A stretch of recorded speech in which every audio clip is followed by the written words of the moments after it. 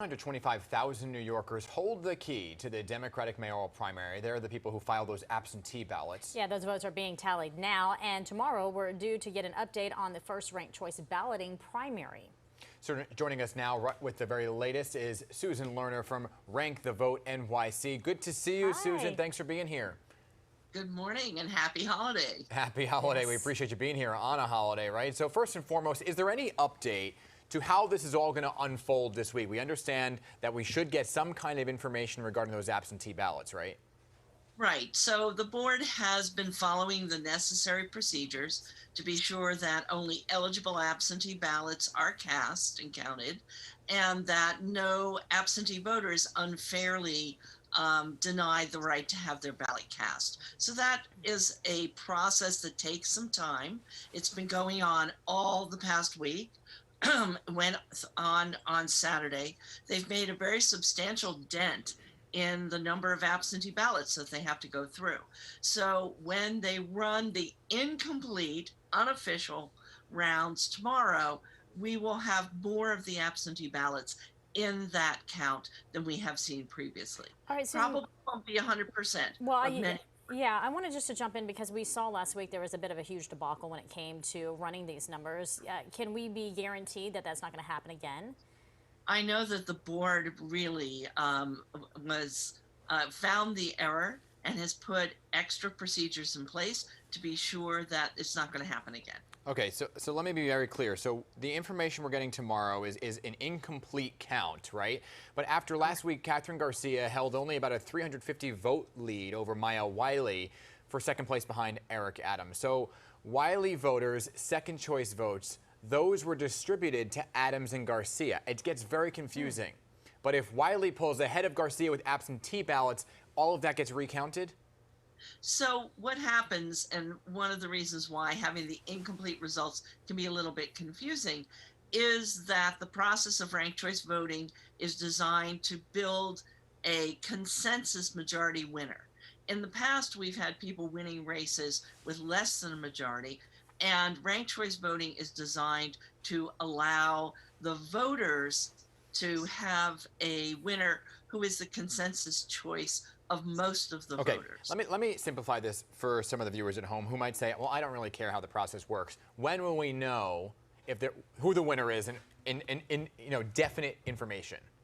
So we are definitely going to know the week of July the 12th, when we will have the complete official results. Because remember, last week was incomplete, unofficial. And this week, again, incomplete and unofficial. The board is trying to provide information, trying to be transparent, but I think the process of providing less than 100% of the answers can sometimes be confusing. So people should know the delay is due to state law. Take a deep breath. This is a primary. Nobody has to go into office right away. Give the board the time that's needed to do an accurate count. All right, and then you're saying next week we should know. So in the meantime, though, as this is all being counted, any of those three could possibly win? It's very possible. That's ranked choice voting, as I said, allows a candidate to build a consensus, broad base, and the top three are very close to each other in the incomplete count. So we just need to wait and let the process play out and be sure that we have an accurate count. Okay, so all three candidates, Wiley, Garcia, Adams, filed lawsuits, preserving their rights to challenge the vote count, Susan. Maya Wiley would want a hand recount. So is it correct that in each round of any recount, every single ballot from the top would have to be counted again to make sure that the ranked choice is then applied properly? Well, that's what the computer does.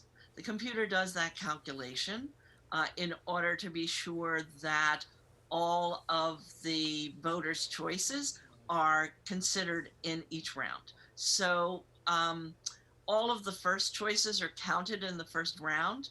The candidate with the least votes, they are eliminated.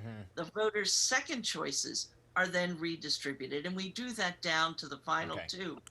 But Susan, Maya Wiley wants a hand recount, so how does that play into this? And how cost effective is that? Well, I think at this point it's way premature to see what might or might not happen at the end. Again, let's wait for the official complete results next week.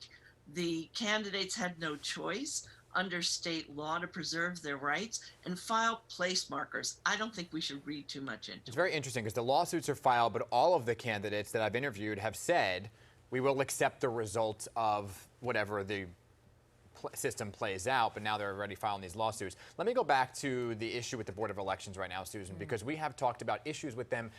Almost every election, there's a problem with the Board of Elections. Now, what can be done to hold them accountable? Because it seems like they can't be fired. They're appointed to these positions. What do you think is a system that can be put into place to hold them accountable? So, the real key is who appoints the commissioners and are they responsible to the voters? And right now, the commissioners are responsible only to the political parties. So we have at least one bill that's in the state legislature that would change that and make the commissioners appointed by elected officials, so they would have to be more responsive to the voters. Ultimately, the Board of Elections should be fully professionalized. Or who can fire them? The county chairs. So some of the county chairs are elected officials. You have the Brooklyn County chair serves in the Assembly. The Bronx County chair serves in the Senate. The Queens County chair serves in Congress. Got it. So the voters need to hold their elected representatives accountable and ask those elected representatives, why aren't you holding the Board of Elections accountable? You appoint them. Yeah, but Susan, these arrows are being pointed in so many different directions. It is a little confusing for voters. But do you want the job? Do you want the job? Yeah, do you want? Thanks. Very kind of you to offer. Yeah. She's like, thanks, but no It just thanks. seems like you kind of lay it all out there in a very easy way to understand. Maybe you should be in the position of power. Susan Lerner from Rank the Vote NYC. Thank you.